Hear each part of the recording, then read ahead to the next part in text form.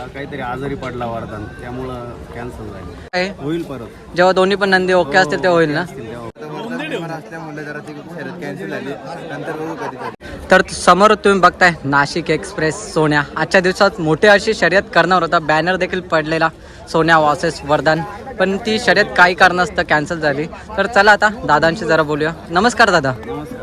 तर आज आपली मोठी अशी शर्यत आपल्याला बघायला भेटणार होते, कारण की बॅनर आपण बघतोय 2-3 दिवस झाले बॅनर एक झलकत होता व्हॉट्सअपला, इंस्टाग्रामला सगळीचकडे आणि यूट्यूबला देखील, की आपला सोन्या आणि वरदान यांची शर्यत आपल्याला बघायला भेटणार आहे. तर काय झालं नक्की आणि पुढे काय झालं? शर्यत कॅन्सल झाली. त्या शेटचा फोन आला होता महेश शेटला, काहीतरी आजारी पडला वरदान, त्यामुळं कॅन्सल झाली. हां, कारण की आपला बैल आहे म्हणजे नंदी आहे, नंदीला काय पण होऊ शकतं, दुखापतीमध्ये येऊ शकतो. तर त्यामुळे त्यांनी नंदीची काळजी घेता त्याला पलवलं नाही. तर हे डिसिजन तुम्हाला काय योग्य वाटतं का? योग्य आहे. आणि ही शर्यत जी आज होणार होती ती परत होईल का? काय होईल परत जेव्हा दोन्ही पण नंदी ओके असतील तेव्हा होईल ना. आणि आपल्या बैलाबद्दल मला माहिती द्या, अजून आतापर्यंत म्हणजे कधी खरेदी केलेलं तुम्ही आणि काय काय त्यांनी कामगिरी केलेली आहे? आम्ही खरेदी करून 2.5 वर्ष झाले.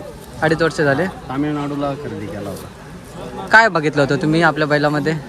खरेदी आमचे मोठे बंधू बापू पुरकर यांनी खरेदी केला होता. बैलांचाच व्यवसाय आमचा, म्हैसूर वासरांचा. अच्छा, म्हणजे त्याला गाडी येते. ओके, म्हणजे तुम्ही बैल घेता, घडवता आणि त्याच्यानंतर विकता का?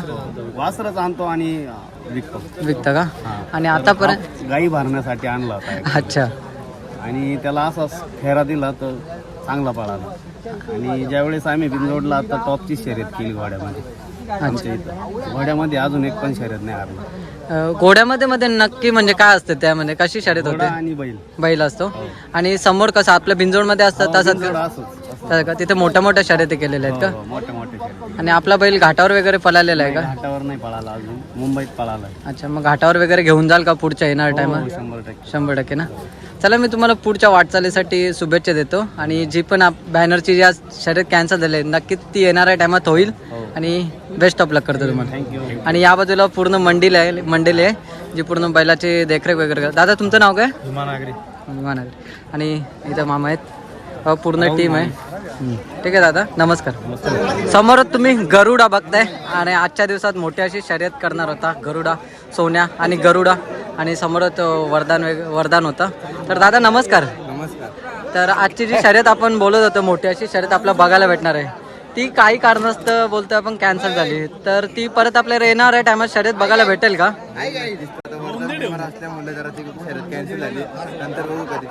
हा, कारण की आज बैल थोडा दुखापतीमध्ये होता. परेश दादा बोलत होते की बैल दुखापतीमध्ये तर शर्यत होणार नाही. तर ती त्यांनी मे बी सकाळीच कॅन्सल केली असेल, तुम्हाला इन्फॉर्म केलं असेल.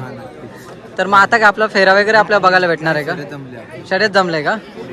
तर गाडी हीच ना आपली गरुडा आणि सोन्याची.